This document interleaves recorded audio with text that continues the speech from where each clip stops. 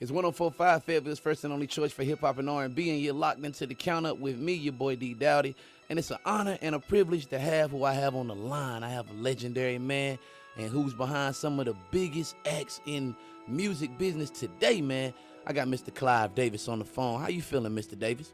I'm feeling great. Thank you. Good to be here. That's wonderful. That's wonderful. I know, but for those that don't know, you have a documentary out now, which is chronicling your career. How did this documentary come to pass? Well, I had an autobiography, and it told the story of my life in music for the last 4+ decades.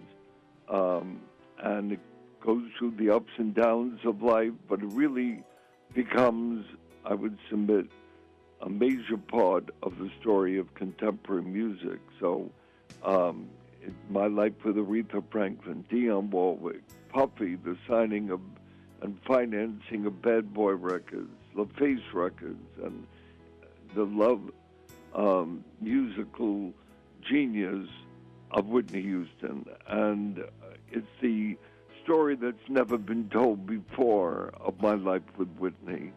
So yes, we got this wonderful offer from Apple.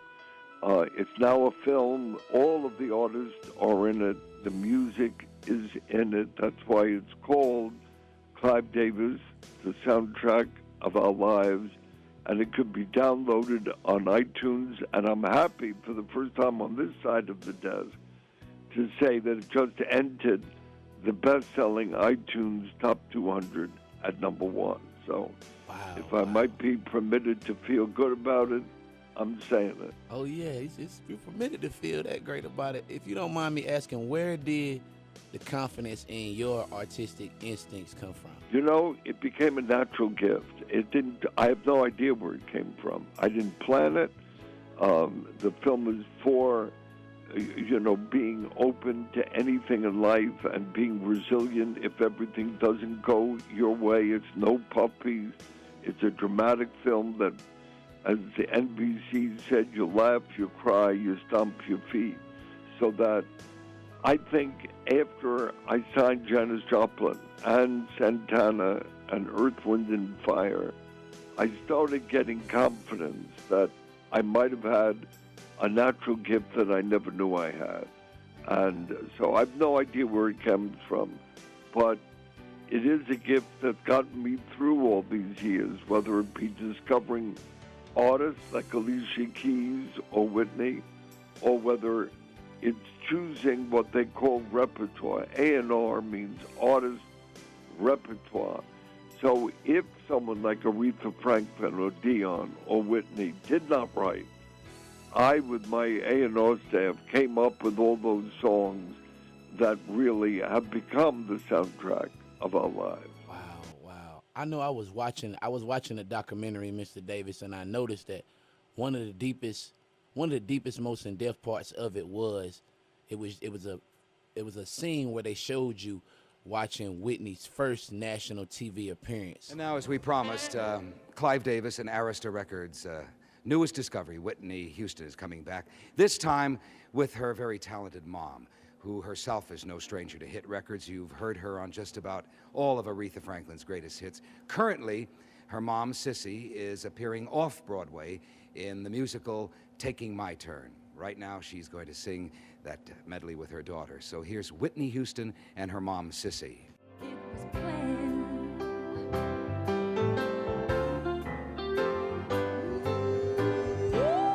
Oh, how can I?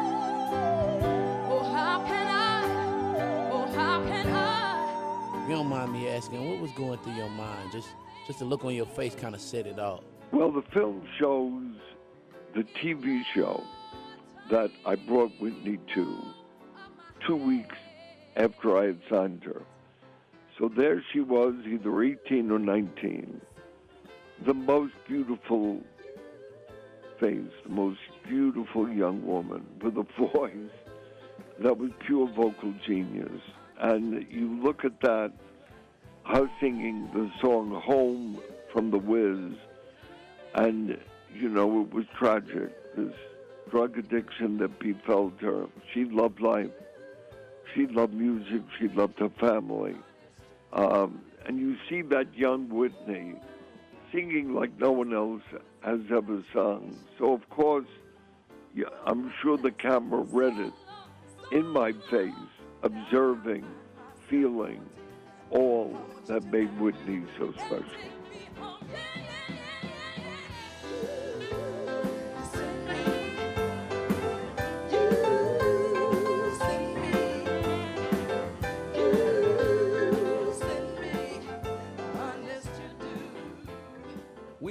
We know that now the music industry is kind of different now, Mr. Davis. It's not the same industry with downloadings and with streaming.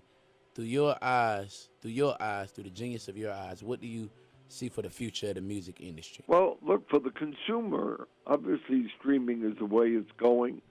And I think it's reinvigorated the music industry. I think that, for the first time, the last 2 years are up, so that where the public was used to getting music free, they now realize that creative people have got to be rewarded for their gifts.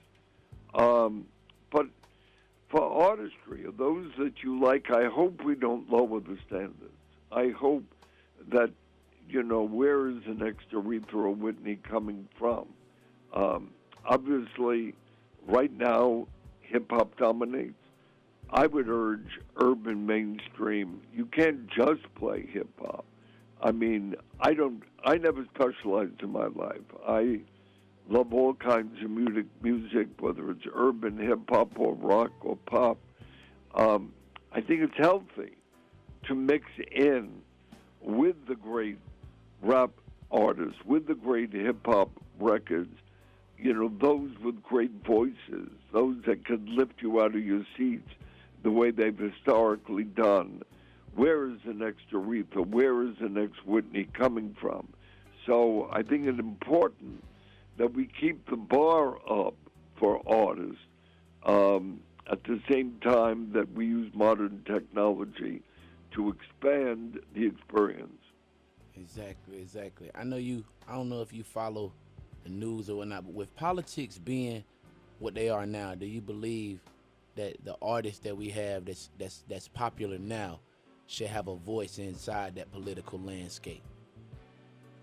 I would never tell anybody just because they're in music they got to keep their mouth shut. No, I mean, that does not make sense. I mean, we're all individuals, and we're all influenced by others, but I think your listeners, the public, they're bright enough to be able to make their judgments as to who is talking the truth or not. But to tell an Alicia Keys, to tell a Jay-Z, to tell Puffy, to tell Kendrick Lamar or anybody else, keep quiet because you're an artist, that makes no sense. I'm glad you said those names, Mr. Davis. If you don't mind, I'm going to ask you I'm going to say a couple artist names, and I want you to give me your opinion about them. The first one, Adele. I think Adele really right now stands for a very strong, great principle in music. I mean, she's a great vocalist, and she showed that notwithstanding her hits of Hello or Rolling in the Deep, the public wants to hear the whole album. They're not satisfied in cherry picking and picking only one song out, 2 songs. They want to hear the whole album. So she, more than anybody, every album sells 10 million in the States, 20+ million worldwide. Adele, right now, commercially, is in a class by herself. Justin Bieber. Justin Bieber has shown, resilience. I think it was easy to submit or dismiss his talent as a boy wonder. But the people that he's working with, the artists, the writers, the producers, he has grown considerably in the last few years, and he's showing longevity. So let's give the guy a chance to see how long, he can really wave as an artist who has a huge audience. one of my personal favorites, Chance the Rapper. I love Chance the Rapper. I first saw Chance the Rapper at Alicia Keys' Black Ball, that great charity that Alicia, the great young Renaissance woman, holds each year.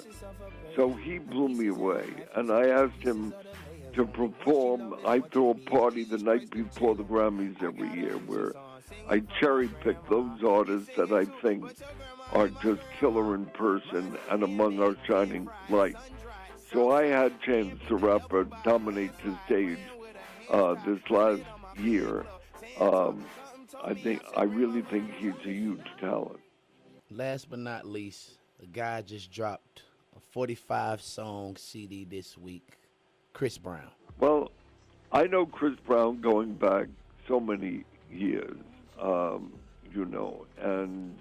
he struggled between showcasing the talent that he's had with dealing with the struggles of life, manhood, growing up. So I can only hope, that his future life, that he's learned whatever lessons he had to learn to be the influence that he is on so many other people. And his talent is so strong. I just hope it wins out, and that everything, both as a citizen, as a family member of his family, and as a young man going into major adulthood, that we all could take pride not just in his musical talent, but in the person that he becomes. At this moment, Mr. Davis, what else is there to do on your to-do list? What else are you when you find something you love, you just do it. Right now, I am working with Jennifer Hudson. I'm taking Aretha Friday night to see Hamilton in New York. I'm working. I just came out with a brand new album, not hip-hop, but the great Johnny Mathis.